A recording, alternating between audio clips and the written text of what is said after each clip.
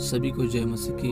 आइए प्रियो, हम फिर से एक बार प्रभु के वचन की ओर जाए और प्रभु के वचन के द्वारा अपनी जिंदगी को हम संवारें। आज हम लोग गिनती की किताब उसका 32वां अध्याय वचन 23 को पढ़ने वाले हैं। वहां पर इस प्रकार लिखा है, और यदि तुम ऐसा न करो तो यहोवा के विरुद्ध में पापी ठहरोगे, और जान रखो कि तुमको तुम्हारा पाप लगेगा। जी हाँ प्रियो, पवित्र शास्त्र कहता है कि तुमको तुम्हारा पाप लगेगा। हमारा जो पाप है उसकी सजा दूसरों को नहीं बल्कि हमें ही भुगतनी पड़ेगी। और इसलिए पवित्र शास्त्र हमें कहता है कि जो कोई यीशु ने मेरे लिए अपने खून को बहाया, अपने क्रूस पर जान दिया, उस व्यक्ति को प्रभु क्षमा बख्श देता है। और इसलिए आज हम लोग क्षमा के बारे में देखने वाले हैं। क्षमा के लिए एक पश्चाताप के बारे में देखने वाले हैं कि वाकई में सच्चा पश्चाताप क्या है। और उसे देखने के लिए यदि हमने जो गुनाह दाऊद ने किया, उसके बाद में उसने जो प्रार्थना को किया, उसे सीखने की आवश्यकता है, उसे देखने की आवश्यकता है। भजन संहिता उसका 32वां अध्याय वचन 1 से 7 तक और भजन संहिता उसका 51वां अध्याय वचन 1 से 3 तक दाऊद ने अपनी प्रार्थना किया। जब उसे अपने गुनाह का एहसास हुआ तो उसने प्रिय प्रार्थना किया है। दाऊद के पाप का परिणाम तो बहुत ही बुरा बना। जीवन में बेकारी, खुद के परिवार में डिवीजन, या फिर हम कह सकते हैं कि उसके ही परिवार में फूट पड़ी। उतना ही नहीं, लेकिन उसके पाप का परिणाम इतना बड़ा था कि उसका जो साम्राज्य है, आधा साम्राज्य ही उसके हाथ से छूट गया। बहुत ही बड़ी बड़ी बातें उसके जीवन में हो रही थे प्रिय। देखते ही देखते ऐसा मानो हो गया कि उसका जीवन ही समाप्त हो गया। लेकिन हम लोग भजन संहिता उसका 32वां अध्याय, उसमें हम उसके पाप के परिणाम के बारे में पढ़ते हैं। जब वो खुद कहता है, 1 साल तक दाऊद पूरा खाली था। अंदर ही अंदर अपने आप को वो कोस रहा था, क्योंकि जो गुनाह उसने किया है उसके लिए वो बहुत ही शर्मिंदा था। उसके पाप उसे हमेशा ताना दिया करते थे, क्योंकि काफी सारी नजरों से वो छुप गया, लेकिन फिर वो जानता था कि परमेश्वर की नजर के सामने से मैं छिप नहीं सकता। और इसलिए ये बात उसे खाती रही, ये बात उसे हमेशा कोसती रही प्रियो। जी हाँ प्रियो, उसके कारण उसके शरीर है उसके ऊपर भी काफी सारा परिणाम मिला। जैसे कि हम लोग चिंतित होते हैं तो कभी कभार हमारे शरीर के ऊपर उसका असर दिखाई पड़ता है। एक वचन में तो यूं कहा है कि जो चिंताएं करता है वो अपनी हड्डी को कमजोर बना देता है। जी हाँ, स्ट्रेस, निराशा, ये सारी चीजें हमें वीक करता है, हमारे बदन को बिल्कुल ही वीक कर देता है। और वही बात, वही बेचैनी दाऊद के जीवन में हुआ। इतना बेचैन हुआ, इतना उसके गलती का उसे शर्मिंदा होना पड़ा कि उस हृदय के साथ मैं परमेश्वर के सामने कैसे जाऊं, इसके बारे में वो द्विधा अवस्था में पड़ गया। क्योंकि वो जानता था कि परमेश्वर की कृपा से मैं यहाँ तक हूँ, परमेश्वर ने मेरे साथ अच्छा किया, लेकिन मैंने परमेश्वर के विरुद्ध में ऐसा क्या किया। वो सोचता है कि किस मुंह से मैं परमेश्वर के सामने जाऊं। जी हाँ प्रिय, इस हालत में दाऊद पड़ा है। लेकिन एक अच्छी बात यह है कि दाऊद की कहानी का, दाऊद के जिंदगी का पूरा अंत नहीं हुआ। जी हाँ प्रियो, क्योंकि अभी दाऊद जो था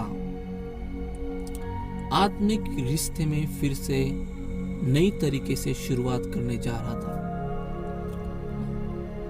क्योंकि अभी हम लोग आत्मिक रिश्ते के बारे में देखते हैं। जो आत्मिक रिश्ता हमसे टूटा है उससे कैसे जोड़े, इसके बारे में हम देख पाते हैं। और दाऊद अभी कमबैक करने वाला था, क्योंकि इस पीड़ा से वो अपने आप को संवार न सका। इसलिए जब 1 साल बीत गया तो वो अपने सेंस में आया। जी हाँ प्रियो, और जब वो कम बैक किया, जब परमेश्वर के दास नाथान के द्वारा उसे कहा गया, तो दाऊद ने, बाइबल हमें कहता है, उसमें पश्चाताप किया। जी हाँ, 1 साल पाप को छुपाए रखने के बाद दाऊद ने क्या किया है प्रियो? अपने आप को जांचा है, अपने आप को देखा है और वो अपने आप में पश्चाताप करने लगा। इसलिए तो अध्याय 51 उसमें हम देख पाते हैं कि अपने प्रार्थना के द्वारा वो अपने आप को परमेश्वर के सामने रखता है। दूसरे शमूएल में 12वां अध्याय वचन 12 में भी हम लोग देख पाते हैं किस तरह दाऊद के जीवन में हो रहा था। इसलिए प्रियो, 51वां अध्याय वचन 1 और 2 में हम इस सारी बातों को जान पाते हैं कि जिस प्रकार के एटीट्यूड को परमेश्वर, पश्चाताप के एटीट्यूड को परमेश्वर स्वीकारता है, उस प्रकार की प्रार्थना को दाऊद यहाँ पर करता है, जिसे हम कह सकते हैं पश्चाताप की शुरुआत या फिर पश्चाताप करना। काफी सारे लोग आज पश्चाताप कैसे करते हैं मालूम है? वे प्रार्थना करेंगे। मैं किसी के ऊपर टिप्पणी नहीं करता, दोष नहीं करता, लेकिन प्रियो, हम लोग सच्चे पश्चाताप के बारे में देख रहे हैं। सिर्फ प्रार्थना ही करना उससे पश्चाताप नहीं कह सकते। काफी सारे लोग, या हमने भी, जब हमें समझ नहीं था, हमने भी ऐसा ही किया, प्रार्थना किया कि प्रभु आज के पाप के लिए मुझे क्षमा कर, यीशु के नाम से मांगते हैं, आमीन, बस हो गया। ये सच्चा पश्चाताप नहीं है। सच्चा पश्चाताप की शुरुआत हमारे कन्फेशन से स्टार्ट होती है, हमारे गुनाहों की कबूल करने के द्वारा स्टार्ट होते हैं। जी हाँ प्रियो, सच्चे पश्चाताप का मतलब है परमेश्वर से सहमत होना, है ना? और उतना ही नहीं, जो गलती हमने किया है उसे सुधारना। जी हाँ, फिर से एक बार मैं बोलूंगा, सच्चे पश्चाताप की शुरुआत होती है हमारे कन्फेशन से, उसके बाद परमेश्वर से सहमत होने से कि जो परमेश्वर मैंने किया है वो गलत है, जो तेरी इच्छा के अनुसार नहीं था वो मैंने किया है और वो वाकई में गलत है और इसे सुधारने की आवश्यकता है, इससे मैं बिल्कुल पूरे हृदय से सहमत हूँ। यह है सच्चा पश्चाताप। जी हाँ प्रियो, उस पाप के परिणाम से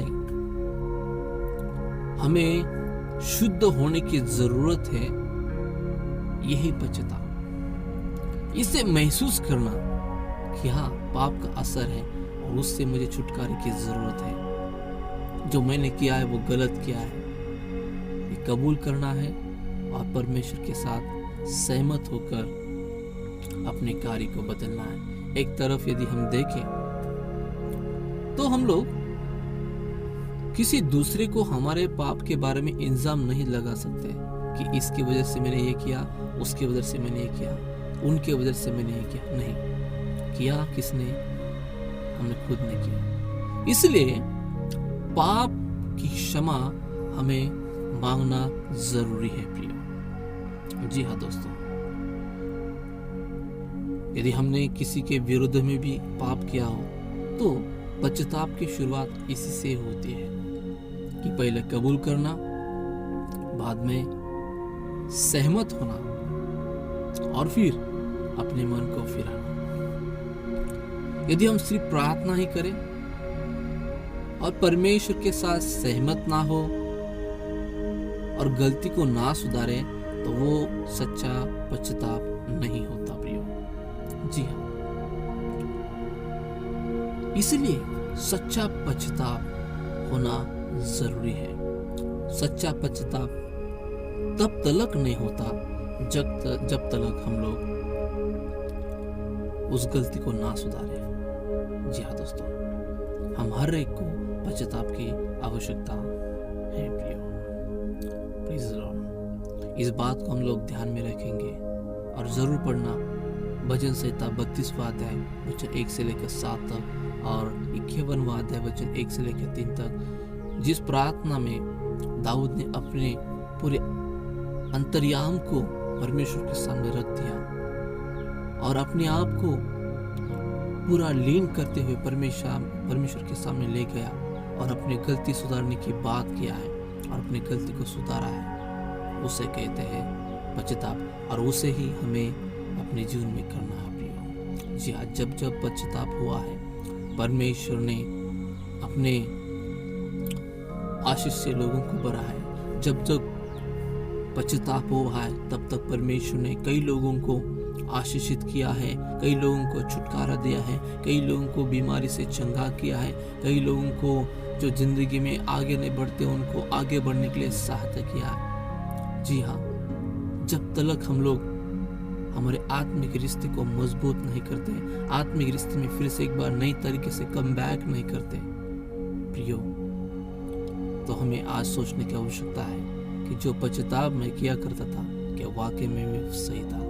जी हाँ, सच्चा पश्चाताप की शुरुआत में हमने देखा कबूलना, परमेश्वर के साथ सहमत होना और अपनी गलती को सुधारने की आवश्यकता है, इसे जानना और उसे सुधारना, वही होता है सच्चा पश्चाताप। इस वचन के द्वारा प्रभु आप सबको आशीष दे। God bless you.